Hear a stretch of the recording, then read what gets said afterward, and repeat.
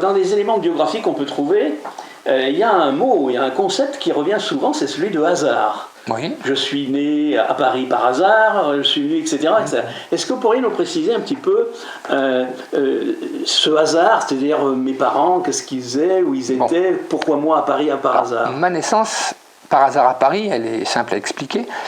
Quand ma maman m'attendait, elle n'avait que 14 ans, en 1957. Et aucune clinique ou hôpital du Berry ne voulait la coucher, parce que ça se présentait pas très bien. De plus, j'étais post-maturé. Donc, en dernier recours, mes grands-parents, puisque ma maman était encore chez ses parents à ce moment-là, ont envoyé ma maman à Paris. Et dans les hôpitaux parisiens, aucun non plus, dans les premiers consultés, que ce soit Necker, les enfants trouvés à l'époque, Saint-Antoine, aucun n'a voulu prendre ce risque. Ce qui fait que je suis né par hasard, par la force des choses aussi, à l'hôpital américain de Neuilly-sur-Seine. Mon papa à ce moment-là était en Algérie, donc c'était pas non plus c'était pas facile, hein. Militaire. Voilà. Et donc je suis né par hasard à Paris et je suis très vite revenu dans le Berry. Voilà. La scolarité a eu lieu dans le Berry jusqu'à ce que je décide, après une scolarité qui n'était pas faite pour moi, puisque j'étais titulaire d'un bac mécanique, donc c'était pas du tout pour moi. Ceci dit, ça m'a aidé dans bien des choses, notamment à réparer ma voiture tout seul. Ce qui n'est pas négligeable. J'ai bien compris les principes de la mécanique. Mais moi, je voulais étudier des lettres, et comme j'étais un peu en avance à l'école, c'est-à-dire que j'ai eu le bac à 17 ans. Oui, j'avais 17 ans déjà. Oui, non, j'avais 16 ans et demi. Bref. J'ai rechoisi mon orientation tout seul.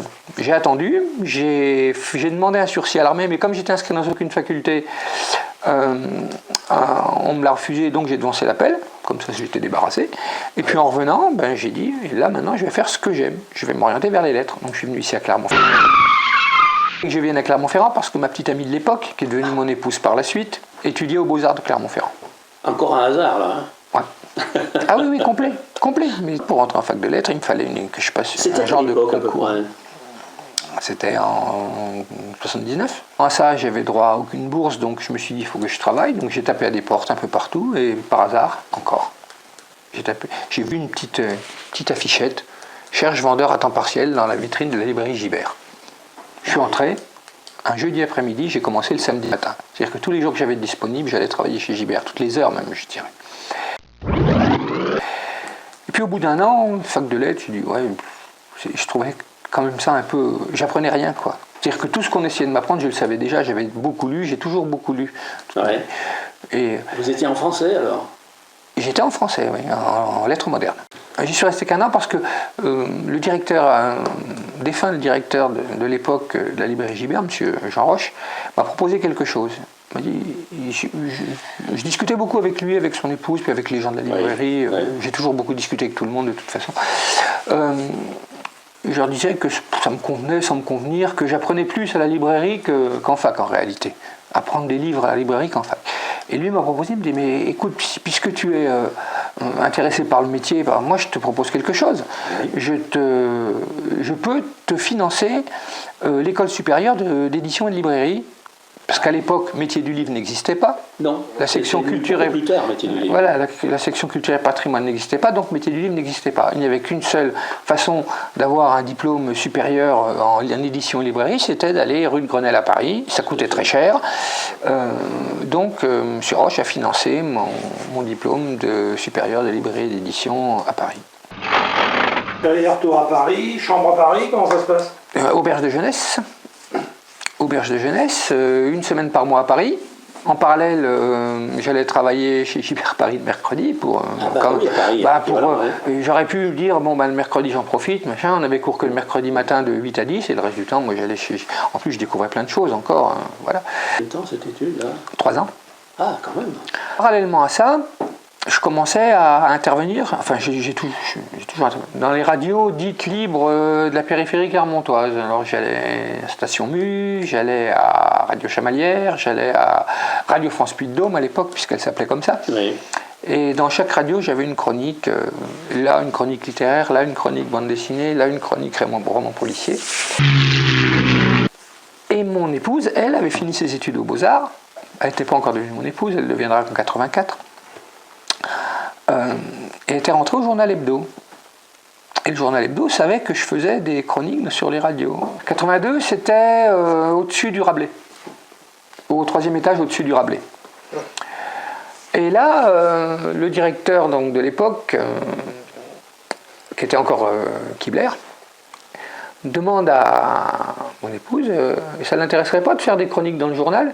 Bon, je dis, si, pourquoi pas, voilà. Et comme ça, j'ai commencé à écrire en presse. Donc, et le directeur a changé, Kibler est parti fonder Info à Limoges, est revenu à Clermont. Entre-temps, il y a eu Guy Ballet qui était directeur d'Hebdo, mais enfin bon, Guy Ballet, on sait, ça n'a pas duré longtemps. Et il y a un autre directeur qui est arrivé de Grenoble, qui s'appelait Lucien Salière, qui était envoyé par Ersan, parce que le titre avait été racheté par le groupe Ersan. Oui. Et lui m'a proposé, il m'a dit, écoute, tes chroniques c'est bien, mais moi je voudrais que tu fasses plus que ça. Je dis, faire plus? Il me dit, oui, tu vas sur les festivals, tu vas rencontrer des gens, tu fais des interviews, etc. Et tu me fais pour le journal. Tout frais payé, j'ai accepté. Et au bout d'un an, il m'a dit, écoute, les frais payés, on va faire mieux que ça, je vais te délivrer une carte de presse. Par hasard, je suis devenu journaliste, j'ai eu une carte de presse en 84. Par ce biais-là. Par ce biais-là. Et j'ai continué à écrire dans les journaux. Puis Hebdo a fait faillite, j'ai décidé d'arrêter Gibert, de partir comme journaliste à temps plein, à Valence, au Dauphiné libéré. On est resté 1 an à Valence, on est resté 2 ans à Lyon, puis on est revenu à Clermont. Moi, entre-temps, Ersan m'avait muté en Normandie. Donc, je travaillais à Clermont, mon épouse travaillait à Clermont, et moi, je travaillais en Normandie. J'ai travaillé à Deauville, à Argentan. Alors là, je n'allais jamais travailler comme journaliste à Argentan. Ben non, il n'y a rien, il y a plus de vaches que de personnes, donc pas grand-chose à en dire. On s'ennuie beaucoup. Et j'ai fini, donc, chez Ersan, j'ai fini à Mantes-la-Jolie. Alors là, c'est pire.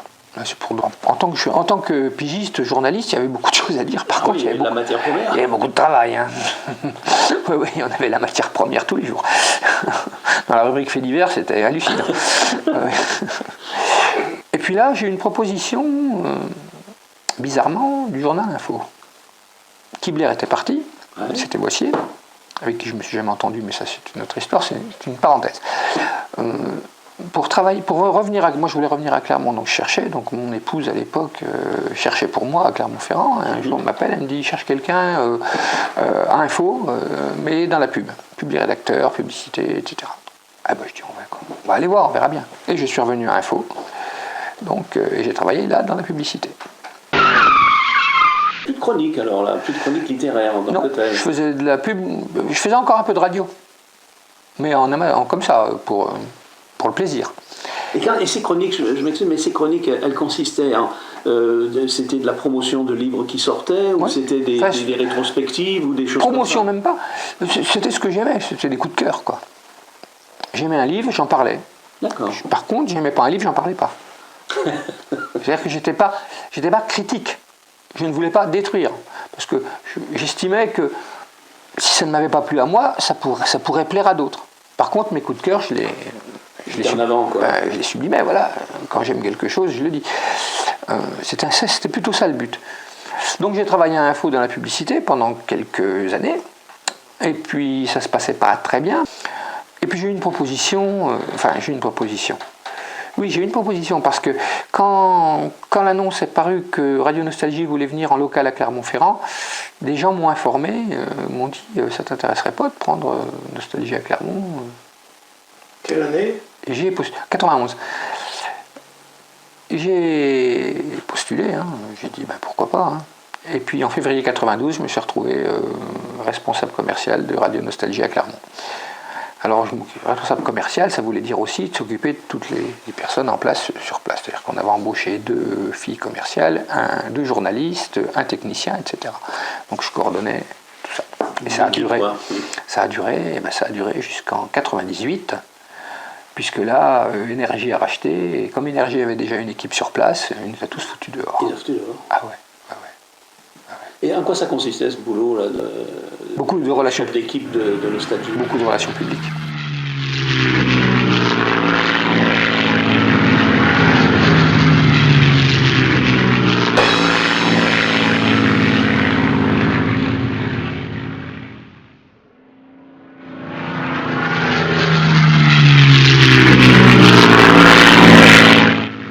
pris quelques kilos là. Il fallait aller dans les cocktails, les machins, les trucs. Beaucoup de relations.